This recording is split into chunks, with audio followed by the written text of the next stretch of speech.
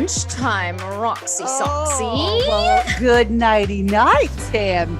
My day is almost over. You don't look like you're in your PJs. I mean, I am one step away. You don't know what's going on underneath. I know. Do you have underwear on? Maybe not. Maybe not. That'll give me something to think about for the rest of the day. What do you wear to bed? It varies on my temperature setting. Like, if I'm feeling a little spicy, I might. If you're ovulating before your period, okay. I might do a little sexy something, maybe a little cami with some shorts or something. Really? If I kind of want to like throw the vibes out there a little bit. Which is when. You're talking like this is like every third day. I'm like, so once a month you put on your sexy undies. Yeah, exactly. You're like, if I'm feeling spicy, I'm like, what? Who are we talking to? But if I'm like, don't touch me, it's like the mom sweats and like the big. Okay, so that's 7 days a week. Okay, gotcha. How about you, lady? Well, my husband and I don't sleep together, which we've talked about this so many times. I would love, I would love the idea to think about sleeping with my husband. I've been with him for 15 years. We've been married for 10. This is the problem. He snores. I need to sleep. If I don't sleep, I'm horrible. I cannot mom the next day. I can't think. I have ADHD. I have anxiety. I need to sleep. And so like we kind of snuggle and do whatever we need to do in the bed or whatever. And then he'll be doing some work and then he'll say goodnight. And you know what? I honestly feel like our marriage is so good because we don't sleep in the same bed. Yes. I can't even imagine he wakes up so many times a night. I hear him sometimes, like every 2-3 hours he's up.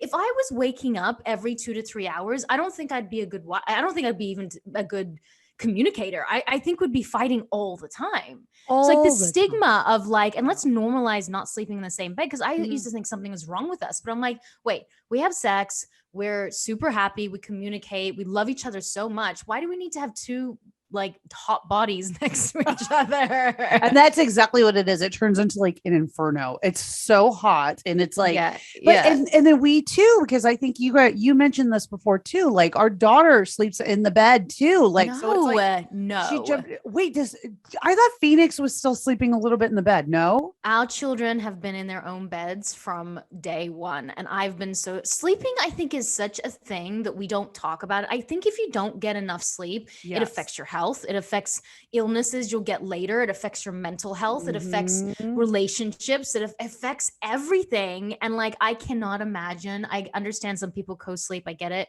But I cannot imagine sleeping with my children. I tried the other day because one of our kids was sick. Every 15 minutes she was up. Like I don't know how to not sleep. I just don't. You know what I tried that has worked well? Remember when we had Dr. Brias, the sleep doctor on our show? I got his spray, the sleep spray. Interesting. And it works. It's probably just in your mind. I know. I'm like, transport me to another place.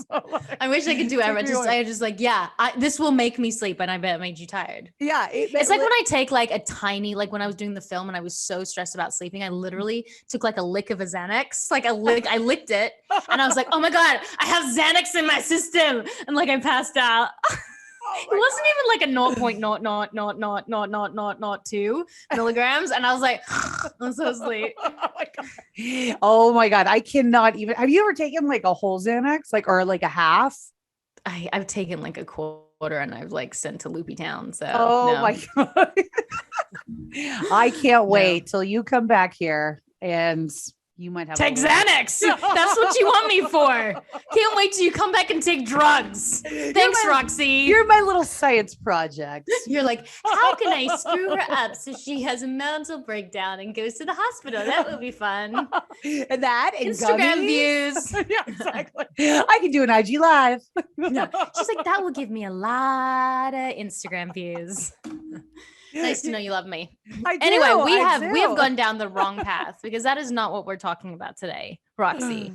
We are talking about changing our lives, which by the sounds of it is something we both need to do. I think that this guest will definitely make us do that. We need to do this. You're right. Let's get on it, girl.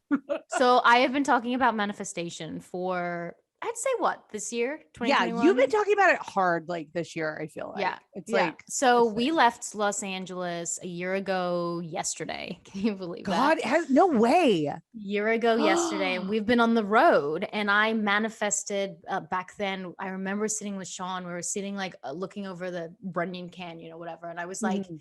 we need to change our lives. What do we see for our lives? We see success financially. We see success with our jobs. What's that going to mean for us? And I was like, well, the first step was to get out of Los Angeles. It was just bogging us down and it was just overwhelming us.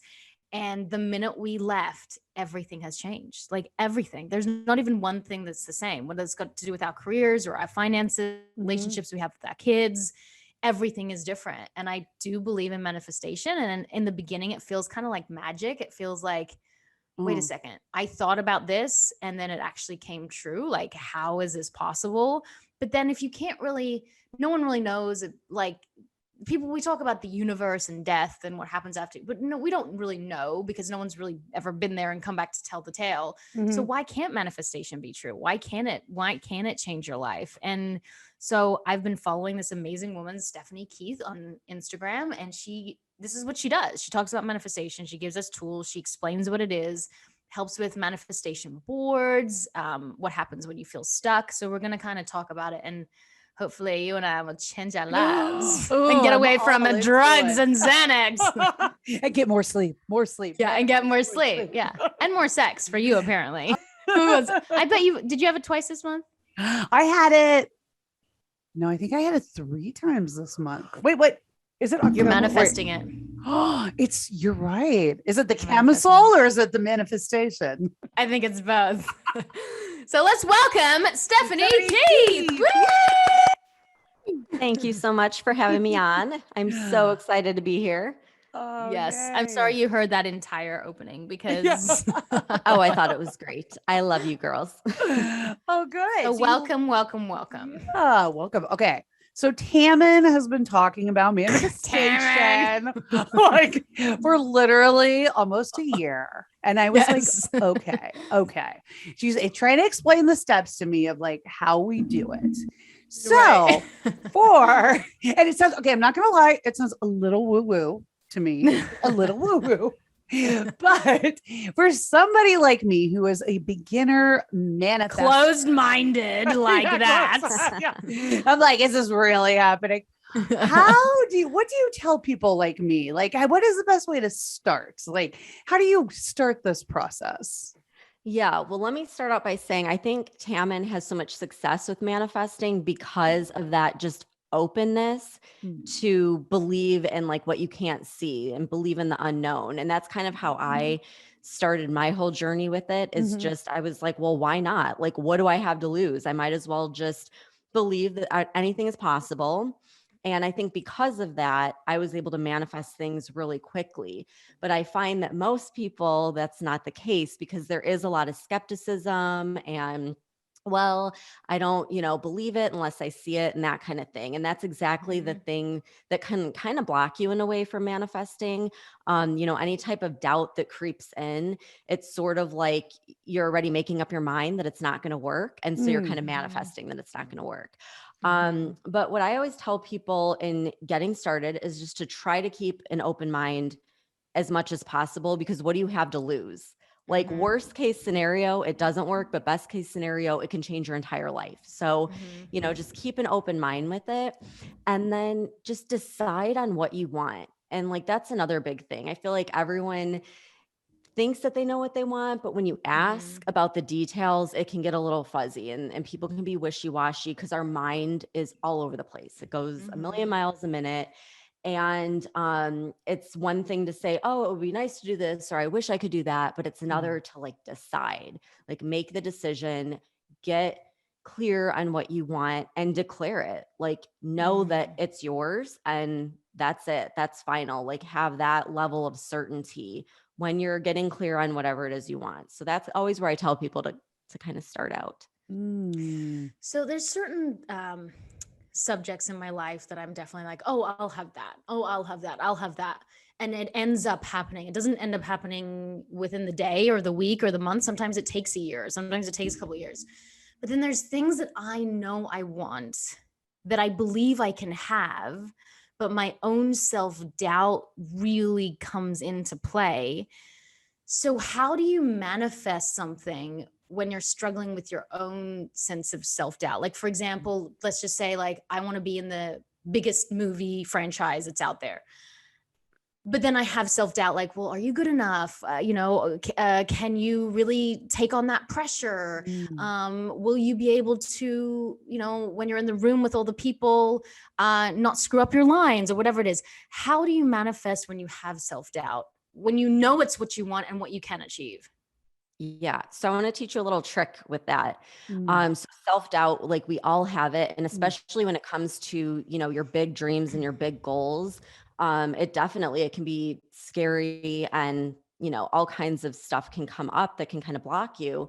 And so what I always tell people is act as if, think as if, and talk as if it's already happened.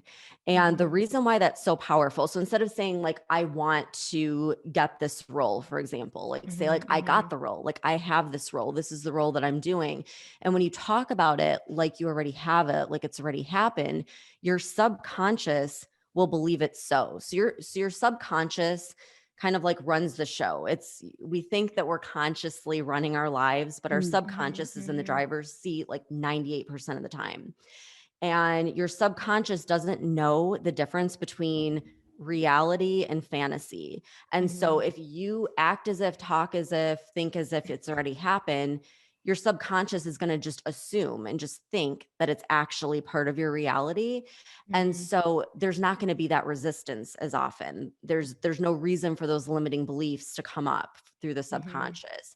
So try like talking about it in the present tense, like it's currently your life. And then you can kind of bypass that stuff that hides in the subconscious and likes to creep up all the time.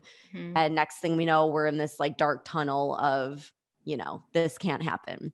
So even if you're not believing it, you just say it's happening. Even if you feel like it might not happen, you just say it. And even so the self-doubt comes into you like, oh my God, am I good enough? No, it's happening.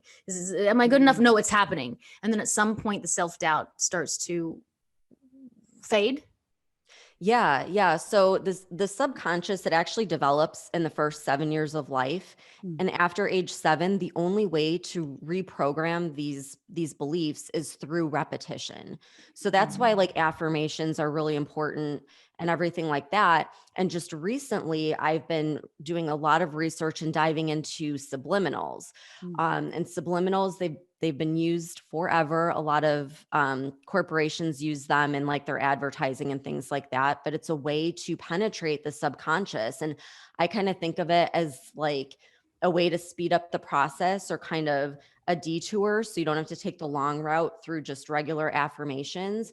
And so I've been using subliminals lately, where that just skips your conscious mind. It goes right into your subconscious to do exactly that. Like tell your subconscious that this has already happened, so that you can bypass all these limiting beliefs and self-doubt. And the more repetition, the quicker you're going to overcome whatever it is that's coming up for you, whether it's a self-confidence or just simply like not believing that it's possible. So how do you utilize the subliminal messaging techniques? Like how do you, because I mean, I think I can say those words, I can, kind of carry on like that. But like, if I have that, like the self-doubt or like negative thoughts or whatever playing in my head, it just blocks it, So how do you use that subliminal technique to penetrate, your subconscious? Yeah. So that's why subliminals are so great, because just like you said, if you consciously hear something, you're consciously going to be like, yeah, right. Like that's BS. Like that's not going to happen. With subliminals, I use a software program. I know there's a lot of different programs out there where I just record whatever I want, whatever the affirmations are, whatever my goals are. And I'll pair it with music. So I'll consciously only hear music, but my subconscious is hearing hundreds of affirmations. So it takes your affirmations and like speeds them up. And it plays it at a level where it's kind of like a dog whistle. Like, dogs can hear it, it's there, but humans can't hear it. Well, it's the same thing with these subliminals. Like, you're not going to consciously pick up on it, but your subconscious is absorbing everything. And, you know, I think I heard a fact that we're subjected to like just an unlimited amount of stimuli in our environment. And our conscious mind can only process something like 2,000 bits per second or something like that, where the subconscious can process like 200 billion. So it's like the subconscious is picking up on all these things your conscious mind isn't going to pick up on. And so I just use a software program and I make subliminals for my audience as well, just to bypass those conscious thoughts that are obviously going to come up and say like, oh yeah, right, that's not possible. And it bypasses that and goes right into your subconscious, which is really controlling your life 98% of the time. Yeah, it's incredible. I mean, do you think that spending time with negative people can ruin your manifestation? Like if you have people around you that are just that dark, complainy, limited belief, you know, ideology, does that bring you down, or are you strong enough and capable enough as your own person to bypass that? Yeah, that's a great question. So I love that like famous Jim Rohn quote where he's like, you're the average of the 5 people you spend the most time with, because realistically, like whoever you're spending the majority of your time with, everyone gives off a vibration and you're going to align with that vibration of the average of the people that you spend the most time with. So if you're constantly around people that are negative, like that's going to seep into your subconscious. You're feeding that into your subconscious and that's going to affect you. Now, I do believe like, I think it's Tony Robbins or someone that says like when you're in a room, like there's always going to be someone that dominates the energy. So a lot of times it is the person that's super negative or hateful, unfortunately, but like you definitely can be the person that goes in the room and like raises the vibration and everyone is in a better mood. I mean, I'm sure you've come across people like that where you're talking with them and you just like feel better after you leave them. Like you can absolutely do that and spread, you know, that joy and positive energy. But if consistently your life, you're constantly around people that are living a life you don't want to live, that don't have the same beliefs and values as you, they're going to continue to bring you down. So it's really important to like pay attention to that. And it doesn't necessarily mean you have to like just cut people out of your life or cause a bunch of drama or anything like that.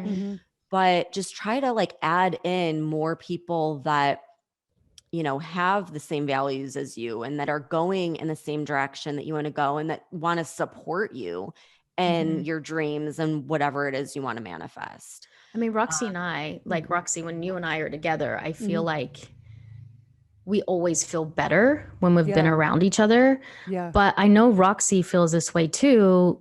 Like sometimes the two of us will be in a room and we'll be giving off, because for me, it's always like me. That's like a whole other past thing. So I try to like make everyone happy, but I do leave. And I think Roxy, you said this the other day too, like you leave and you go home and you just feel depleted. Yes, like the energy stores has sucked you dry. Yes, and it's because too, I think that I'm such a person who is sensitive to other people's energy so much that if it's like a negative person that's like bringing us down or bringing you down, you feel that and it depletes you and it's like an icky feeling, you know, and you don't want to be around that. But it's interesting though how people have such command over that, like you're saying, like the energy in the room. But then you also hear about the people who are, and I see this, it's funny on social media, like living at a higher frequency, you know. And so how do you live at a higher frequency? Like what is the way to kind of step it up and like live at that? But and also the funny thing about that is too, some of these same people are posting the most negative things on social media. Well, they'll portray that they're so positive, and then you'll see them, being negative. Being negative. And it's like, okay, so you're saying you're living at a higher frequency, but then you're like doing all this other stuff, which is, another story. But yeah, so what is the best way to sort of live at that higher frequency? Yeah. Well, of course, everyone on social media is like happy all the time, right?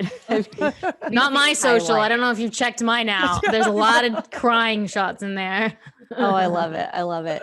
Yeah. No, for me, like, obviously we're all human beings, so we're going to experience the wide, array of human emotions. There's no like being positive 24/7. Like that's just not realistic. We're all going to like have those dips and those lows. And, it's a difference between like experiencing and like feeling through those times where it's difficult and living in that. You know what I mean? Like having a negative moment or like having a negative life are two totally different things. So when you're in those times where you're starting to feel that dip and that negative energy, the best way to snap out of it is with gratitude. Like just start thinking about as many things as you can that you're grateful for.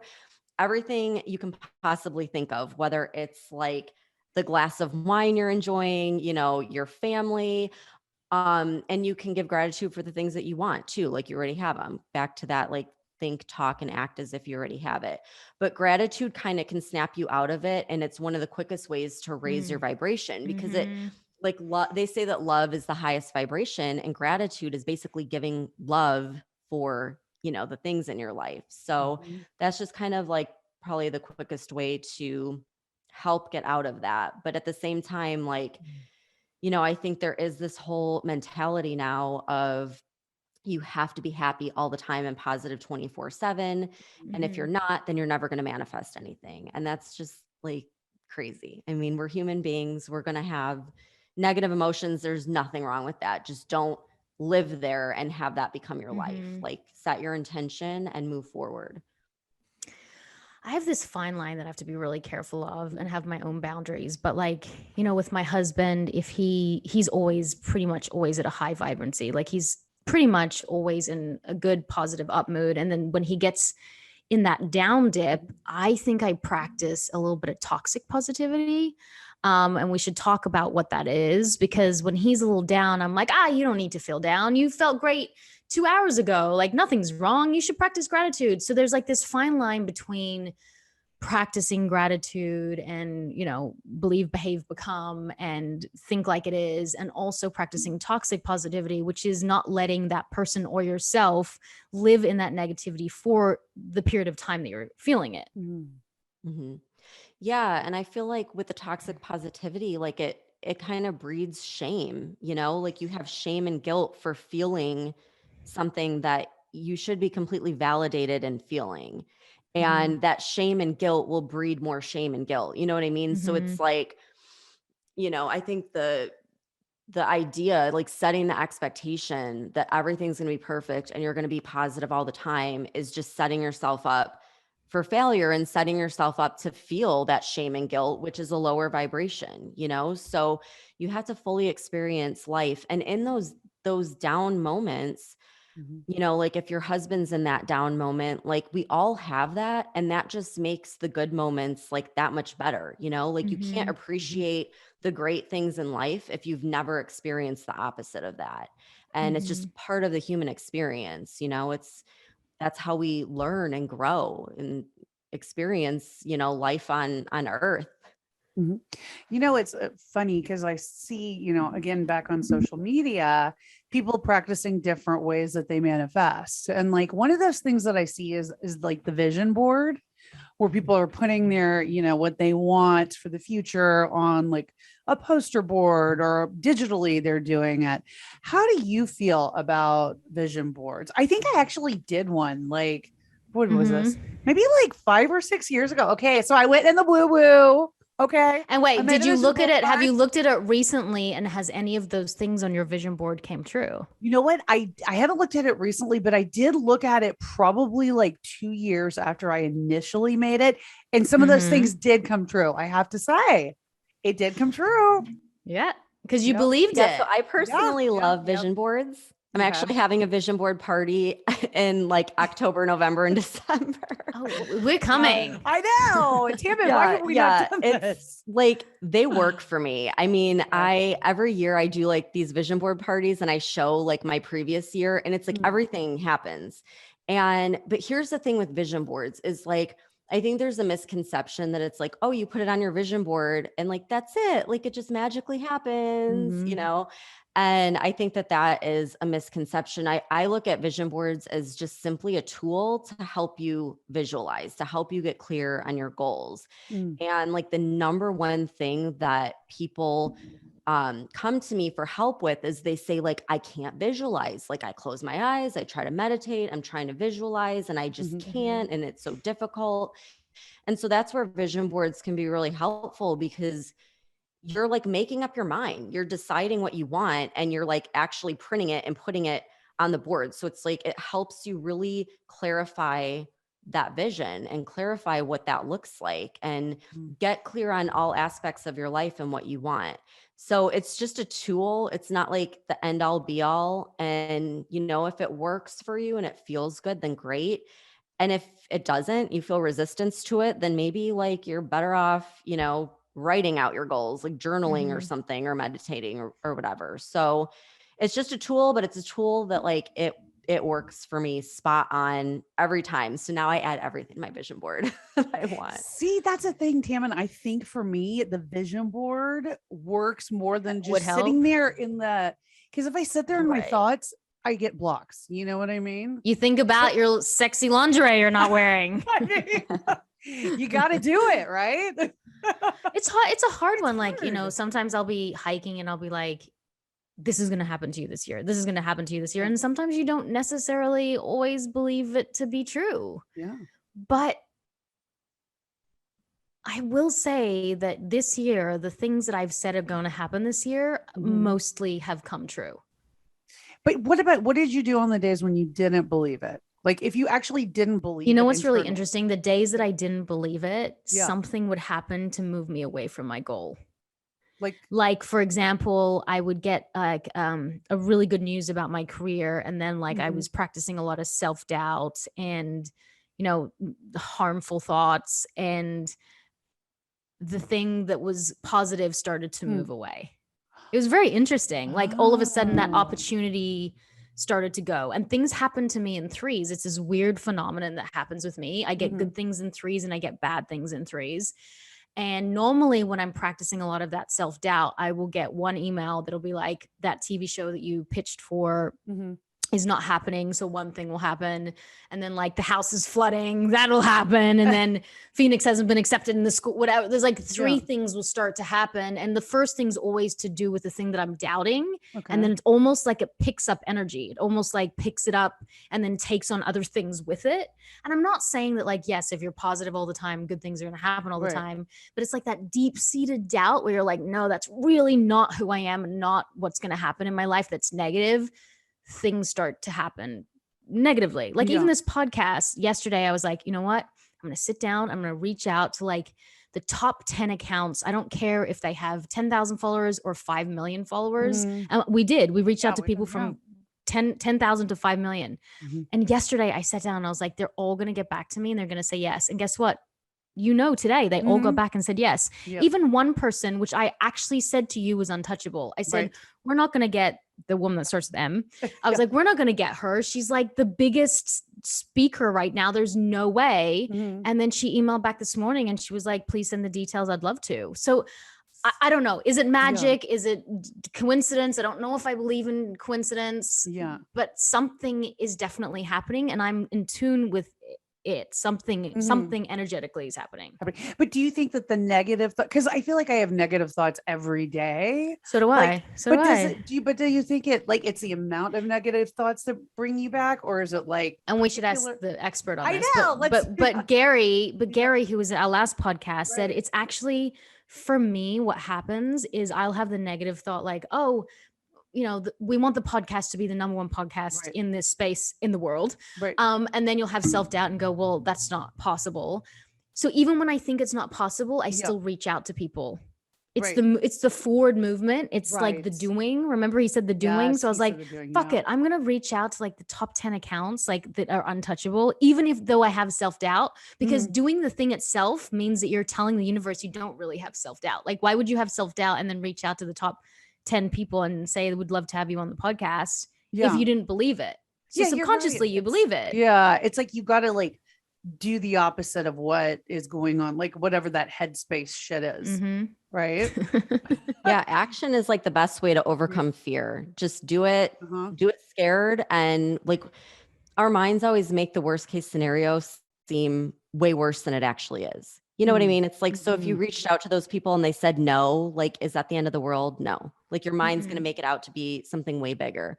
And I just kind of think there's like a tipping point too. It's like, you know, are you thinking just a little more positive thoughts than negative thoughts generally? Okay. Like it doesn't have to be, you know, that you're thinking positive thoughts like 90% of the time. Just like, are you thinking a little more on the positive side than on the negative side? You know, that's it. There's just, and then Roxy too, like you'll probably not like this because it is totally woo-woo, but give me all the woos. So whenever I'm like kind of getting that doubt and I'm just like, is this just too crazy, like too far out there, whatever, I will like ask for a sign. So I have a sign where if I see 1111, 111, or like a feather, like that's like my sign to like keep moving forward. I swear to God, the freaking signs show up when I ask for them. So just try it. Like just keep an open mind. Just be like, I'm just going to try it and see, because I guarantee you'll start seeing stuff that you normally don't see on a regular basis. So is it like particular signs that you tell the universe, like, show me these signs in particular, or they just come like however they come? No, you want to pick the signs. You want to pick something that is not something you see on a regular basis, something that's a little more like obscure. So that way, when you do see it, you know, like, all right, this is a sign. So for me, it's like a feather. Like I never really see like feathers just like hanging around or whatever. And when I asked for the sign, I'll like the other day, I opened up the door. There's like a feather on my doorstep, like just sitting there, like presented for me. Oh my! And you had asked a question to the universe before the sign came about. Remember Roxy the butterfly? Yeah. Oh yeah. I started the manifestation and I said, I didn't know if we were supposed to leave Los Angeles to come to Australia. And I said, I need a sign. I need a sign in the form of a butterfly. And I said, there's lots of butterflies. I was like, you can't give me a shitty little butterfly, like, sorry, butterfly, like that's just out in the ether. Like I need a sign of a butterfly. Like you better make me believe it. Day 1 went past, day 2 went past, day 3 went past, day 4 went past. On day 5, my daughter at the time wasn't speaking because she was too young. She was a few words, but not like she is now. And I was inside and she like started yelling the word butterfly.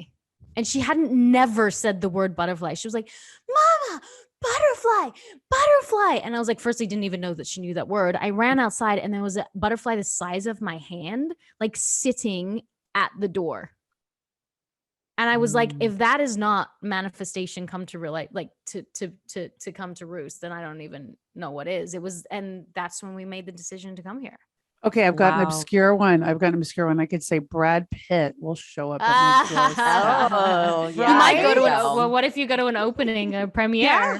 And there he is. You never know. Maybe it'll be like a picture of Brad Pitt too. Like you got to stay open. Yeah. Somebody email. Tam's gonna like email it to me. Or maybe I'm just wearing Brad Pitt's cologne or something, Roxy. No, Tammin, like literally the same thing happened to me when we moved from Illinois to Tampa. We like totally just moved. Like we moved to a place we had never been before. We knew no one. And I'm just like, what did I do? Like, did I just totally screw up our life? Like, what if this was the wrong decision? I started freaking out. And so I'm like, I need a sign. So I like rainbow was like the first thing that popped up in my mind. So I'm thinking about a rainbow. And every single time I'd go outside, there would be a rainbow. And I was like, well, like it's Tampa. Like there's always like sunshine. There's always rainbow. I picked the easy thing. Okay. Yeah. So then I'm in my house and I had these like crystal lamps, and the way the sun was like coming in and hitting the crystal lamps, it was like projecting rainbows on my wall. And I was like, all right, like that's for sure a sign. Like that's not. So, I mean, just try it, Roxy. You never know. Brad Pitt might show up at your door. He might show up. I just will have to send my husband out for the night. What if your husband just comes home looking like Brad Pitt or something? I mean, there you go. One can only dream, you know? Now, my question is like, can you believe in God and also believe in manifestation? Or is God in some way a form of manifestation? Meaning, you know, people who believe in God believe that things are going to happen because it's God's will. And maybe that's just manifestation, or maybe manifestation is God, you know, maybe it's all the same thing.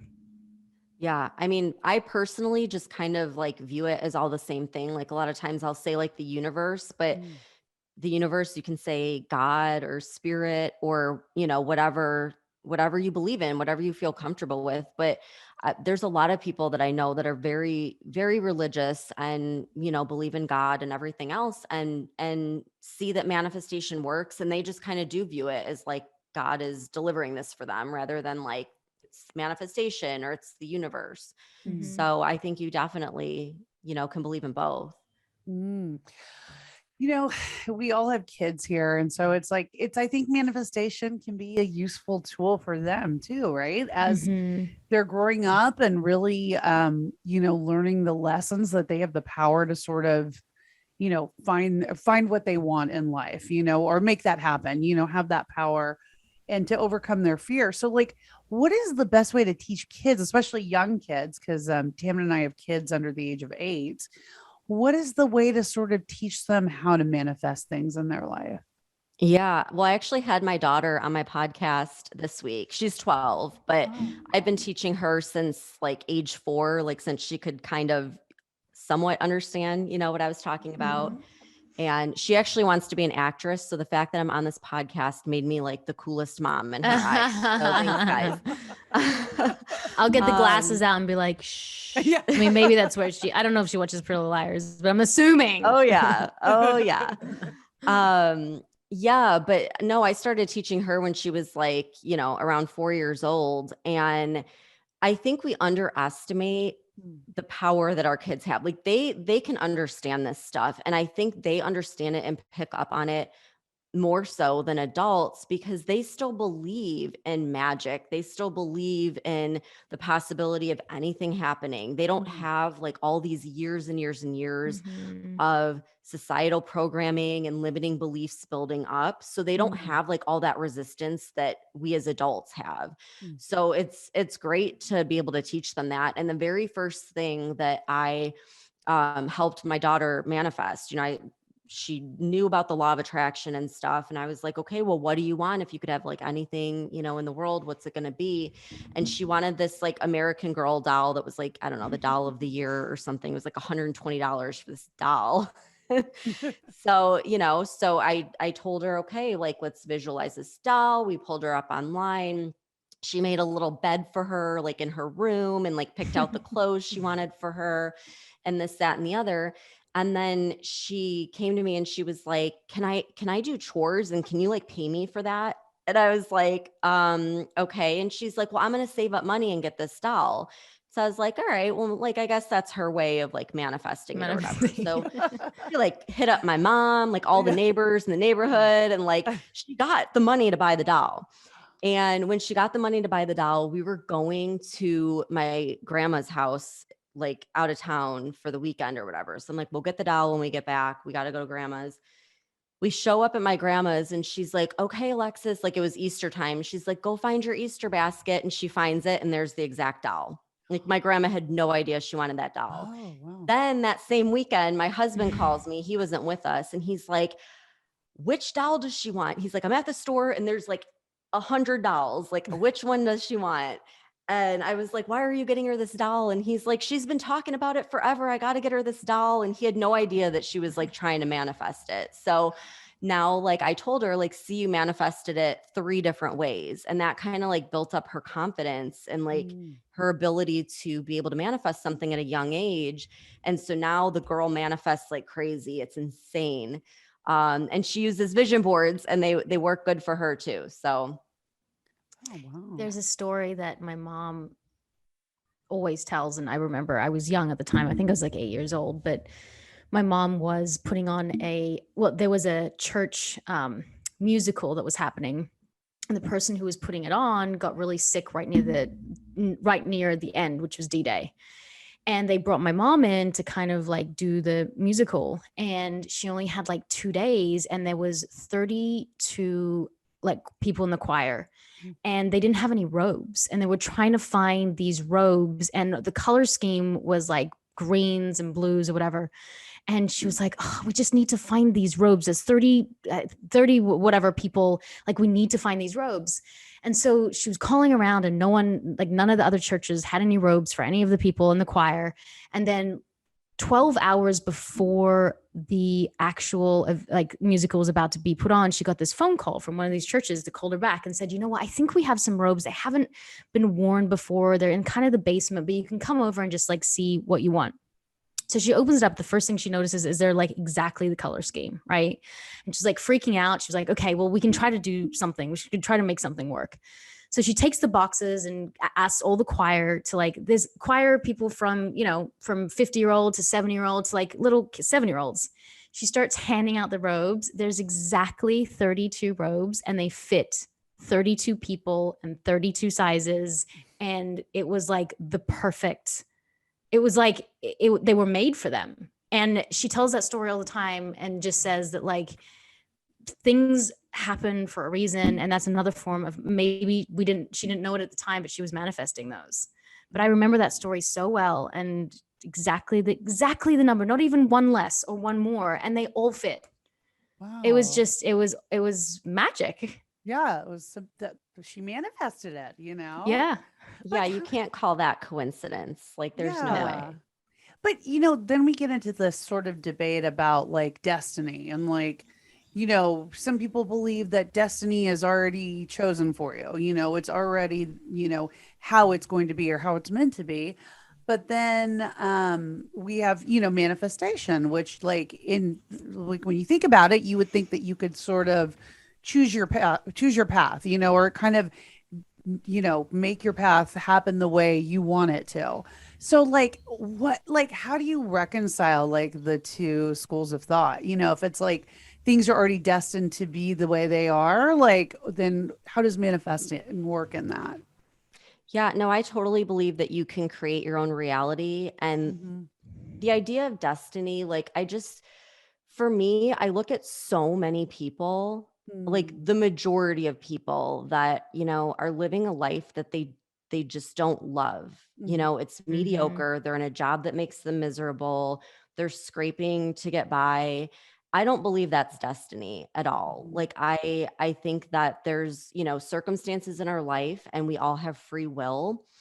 And, sometimes people might get like that intuitive hit, and maybe that is destiny trying to lead them towards the path of most fulfillment, but they don't take that action because they're afraid, because society tells them to take another path. So, I do believe like there can be destiny, but I think we're destined all to be in a state of like joy and gratitude, and to have fulfillment in whatever we're doing. And to see so many people like not in that state, it just makes me think that, there definitely are actions that we take as a human being that can either put us on that path or put us on a different path. And we get to create the reality. So if you're in a position that you don't love, like, you can change it. You have the ability to completely do something different, to create something else for your life. And that's exactly what I did. And like, I'm proof of that. And you guys are proof of that. And, I think more and more people are starting to wake up to that possibility and step off this autopilot of being zombies and going through the 9 to 5, just miserable in whatever they're doing, and starting to, take these new paths towards whatever lights them up.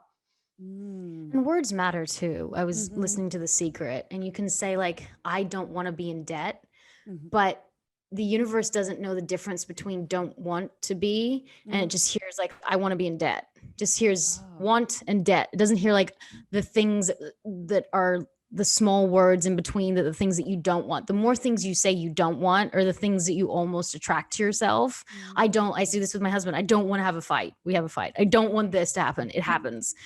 Instead, be saying like, I want to have X amount of money in the bank this year. I want to be financially free of, no, see, because even say I want to be financially free of debt, it's still the word debt that you're kind of promoting, right? So like, I want to have more money. I want financial freedom. So it's like the words that you're saying and putting out there are the words that come back too.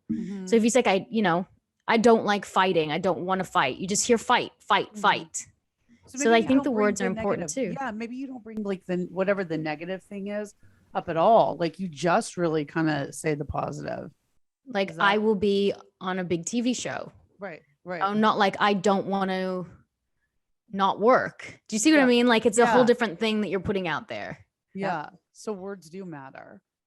Yeah. And I feel like we're so programmed to almost be kind of negative. And, I mean, you turn on like the news and it's like a lot of negative stories, or, you talk to people and a lot of times you hear about like all their troubles, or like, oh my gosh, I have to do this and that. And it has sort of this negative connotation. So we just get in this habit and we kind of have to break the habit and just focus on, the things that we want. And same thing with receiving. It's like, how often has someone given you a compliment and then you say something negative about yourself to kind of like even it out? Like someone says you look amazing and you're like, oh no, I don't. Like we just, we grow up with these ideas, and I don't know why it's that way, but it can kind of have the opposite effect then, because everything we're putting out is attracting back to us. Like the energy you're putting out is the energy that's going to come back. So focusing on the things you don't want is just generating that to come right back to you.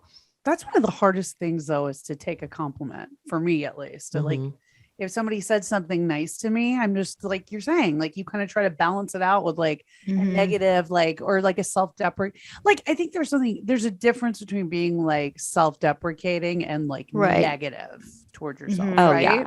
Yeah. Like, so it's like, I always feel like I sort of have to balance, like I'm going to like be too, like it's, like I just have to like balance it out, and it just doesn't, it shouldn't because be you're like doing that. it for other people. Like you want them to feel comfortable. Like I feel like it's always like, oh, you're giving me a compliment. I don't think that I think that I like myself, or that I think I look good. So like, I got to tell you that I don't think that either, because I don't have an ego. I'm not egotistical. Yep. You can like me. It's that whole thing that's like me. I'm like you. Yeah. So it's that thing that we do for sure. So and I always got confused with it. Like with The Secret, like that was the first book that I read on the law of attraction. And, it's like ask, believe, receive. And I'm like, well, receive, like, duh, like, obviously we want to receive it. Like who doesn't want to receive, their desires? But then I did have someone ask me that. They're like, well, how do you take a compliment? And like, when you go and you're having lunch with a friend, like how often are you like, no, I'll pay. No, I'll pay. And like, if you can't even accept like a free lunch, how are you going to accept abundance and, to come flowing into your life? If you can't accept a compliment, how are you going to accept these positive things in your life? And it's so true. And that kind of opened up my eyes, because I like am horrible with accepting compliments and gifts and everything. I'm always like, oh, no, it's okay. And I don't know why we're programmed that way, but I do think it can kind of, handicap us with manifesting. But do you think you're better with accepting it now? Do you guys think you're better with accepting compliments now that like manifesting is taking place? Do you think that's part of it? No. You're like, nope, not at all. No. Yeah. For me, it's like still really hard, but I like actively try to be better with it, but it's still like uncomfortable for me, because just like you said, like, I don't want to seem like I'm like so full of myself. Yeah. Right. Yeah. But I want to talk about money and manifesting, because in The Secret too, that I listened to, they said that you will notice that there will be people in life who make lots of money, and yes, if they lose it or go bankrupt or whatever, they'll make money again. It's because they have this non-limiting belief that they will keep making money. And I've always thought, like, I've worked my whole life, but I've always thought, like, if I was going through a rough financial patch or I wasn't working as much, that it would just come in. I've always thought that way. I've never been afraid that it wouldn't. And maybe that's silly that I've thought like that, but it has always seemed to have come in, gone out, coming. There's like a mutual respect when it comes to money. But I do know that there's been certain people in my life who, like, they should, which is, you have to be careful with that word, be making lots of money based on their talents and their skills and their education, and they just can't make money. And I really believe it's because of the relationship and the idea of money and what it means to you. If it's like shameful, or if you don't think you deserve it, or there's like not this sort of back and forth relationship with money that I think people have. And I think it does affect the circumstance of money in a way. Oh, absolutely. Absolutely. And that's a huge problem in our society. Like, I'm so glad you brought up money, because I want to empower people, especially women, around money, because so many view it as like, well, it's greedy. Like, if I ask for more money or I want more money, then I'm greedy. And like, there's all this shame around it. And the problem with that is, let's go back to the subconscious. Your subconscious is never going to, it's there to protect you, and it's never going to contradict itself. So if you have the deep-seated belief that money is the root of all evil, your subconscious is going to resist opportunities, resist money, because money is the root of all evil. You know what I mean? So it really does boil down to your beliefs. And I also think, I know, I don't know if you guys follow Amanda Francis, but she talks a lot about energetic minimums and maximums with money, and how everyone kind of has this threshold of what they feel comfortable with when it comes to money. And you don't really go outside of that threshold unless you really set an intention. So unfortunately, a lot of people are in the scenario where their threshold of what's comfortable is debt. Like, they're so used to debt or being in the negative that it just keeps happening over and over and over again. So you might have like a threshold of anywhere from being $1,000 in debt to having $1,000 in the bank. And you might come into money somehow, but then an expense is going to come up and that money goes out the window. And now you're back to 1,000 in debt or 1,000 in the bank. And so, unless you energetically up level with your beliefs and everything to get to that next level, you're going to kind of stay there. And that's like the Kardashians. Look at the Kardashians. The reason they have that much money is I truly believe that they believed that they were going to have that much money. Yeah. I mean, they also have Kris Jenner too, who's like, she believed it then. Yeah, she really did. I mean, she started with when before Caitlyn, when Bruce was around, it was, she bolstered his career, and then it moved on to the rest of the family. I mean, she's a genius. Like, she's amazing at what she does. But you're right. I think she tapped into that, and I mean, she's created like a dynasty, But I think it's hard to get sometimes out of the money mindset, particularly when it's generational. And it's like, people grow up in a family that believes in money, one way, and it's like passed down to the kids and then the grandkids. And it's like this whole thing. So like, what is the best way to change that mindset, particularly around money, when it's been like so deep rooted like that? Yeah. I think it's getting out of your environment. Just like we said at the beginning, you're the average of the 5 people you spend the most time with. That's the scenario. Like, you have these generations that were in debt, which is most of the population, right? Because our grandparents went through, a war. And then before that, there was the Depression, and you know what I mean? And so these beliefs get passed down, and you're in the same environment, the same upbringing that you had, the same people. It's just going to keep happening over and over and over again. So one thing that I personally like to do is like put myself in that next level scenario. So that might even be window shopping, like walking in the Louis Vuitton store when I couldn't even fathom having a Louis Vuitton bag. Or, sometimes my husband and I will go and just get drinks at like a really fancy hotel, or stay there even if it's just for one night, or go to a part of town that's really luxurious and just kind of like drive through and walk through, and like just putting yourself in these new scenarios that in the beginning feel a little uncomfortable. If you can do that over and over again, and you can start surrounding yourself with people that are at that next level, you are going to up level to that. You're going to get there eventually. And the more you can do it, the faster you're going to get there. And you've probably seen that in your own life. Like, if you've ever been in a scenario where you didn't have a lot of money it probably felt really uncomfortable to do some of the things that you've done when you have more money, you know what I mean? But you just gradually up level as you go. So the more you can put yourself in a different environment, the better, it's going to help with your mindset, and you're going to start picking up on these things from other people that are already there. I think, Roxy, now problem is we've been in too many Louis Vuitton stores. I think we've been in too many nights. You're like, go to a nice hotel. I'm like, we need to stop going to the hotels because we're always there.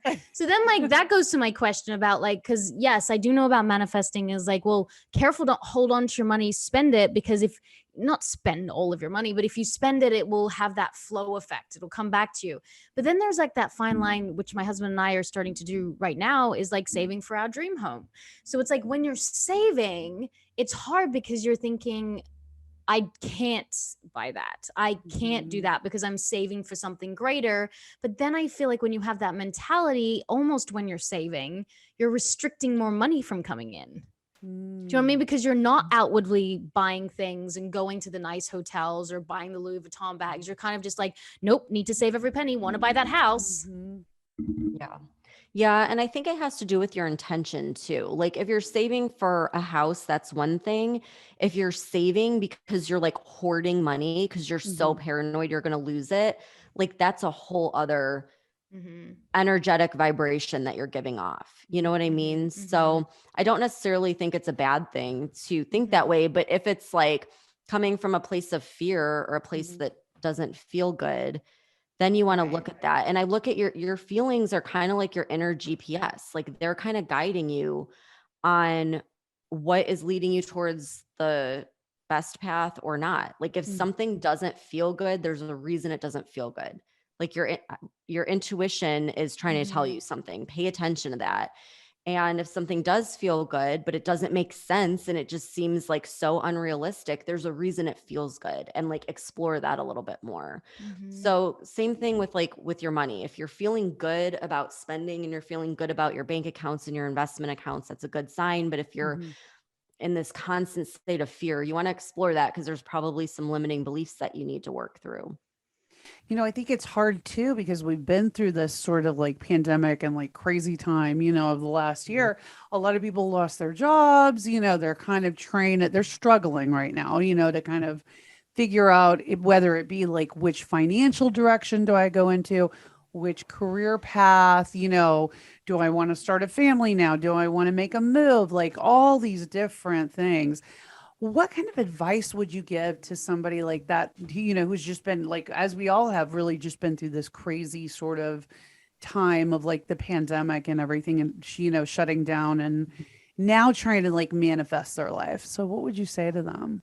Yeah, as horrible as all those things are, losing your job and going through all the different things that, everyone's gone through, it's also a life-defining moment. When you're in those low times and things like that happen, you now have a decision. Like you can create the next chapter of your life. You get to pick where you want to go next. And that's the thing with the pandemic. It's like a lot of people did lose their jobs or just realized that it wasn't fulfilling. It kind of like snapped them out of that autopilot that I was talking about earlier. And now we're deciding that they want to take a completely different path in life. And so if you've kind of hit that rock bottom, the only way is up. Like that's the best time to take this new path. Look at it as a fork in the road. And this is like, the universe giving you an opportunity to change things and to do what you really are meant to do and what you really want to do. So I just think it's kind of like a blessing in disguise. Like no one wants to go through the tough times, but sometimes they're necessary, because if we were just comfortable all the time, we would never change. We would not have no motivation to change anything in our lives. So it can be a blessing. Obviously I would take everything back for the lives lost. But the COVID experience was like the best thing that ever happened to our family. Like we never would have had to stop and had to really assess what was going on and what we were barreling towards, just with our future and our kids. And it never would have made us wake. I don't know when we probably would have woken up at some point, but it definitely was a huge slap to be like, what are we doing? Like there's a better lifestyle. There's a better life. There's, a better way for what we want. And yeah, I think a lot of people felt like that. And even though there has been a lot of negative that's come out of it, like you said, like through the negative, people are rediscovering themselves. Like marriages are falling apart, marriages are coming back together, people are leaving their states and countries, and people are really assessing what they want in their life. So it kind of shifted, like the whole world was shaken up, and it was kind of like a big slap in the face, and now it's kind of a rebirth, and it's now what, right? Like what do we do now? And all the things that made sense before don't now. So I mean, yeah, I feel like we're better because of it. It sort of had to all happen collectively too, like literally as a world, to go through it at the same time for people, for like all these changes to take place, because it happened on such a big scale. It was like so many people like changed everything, but I think you guys, like you had that belief, like you believed that there was something else for you guys out there. Yeah, I don't even know if it was a belief, but I felt like it was like I knew what we didn't want. Yeah. And sometimes it just takes that. Sometimes it's like you don't even need to know where you want to go, but you have to know where you don't want to go. But do you think you guys would have still been here, like had it not? Yeah, would have been in the same. Yeah, been in the same situation and been unhappy. Yeah. Not like with each other or anything. It was just a rut. And it wasn't doing us any service. Yeah. My career has completely changed since I left, and financial situation and relationships and everything has completely changed. Yeah, it's different, huh? Yeah. Well, Stephanie, we won't hold you up too much longer. So Roxy, so give us our marching orders, please. Yes, what do we need to do? Roxy first. Yes, give me my prescription, my manifestation prescription. Okay. So first get clear on what you want. Okay. So make the decision that it is yours already. Act as if.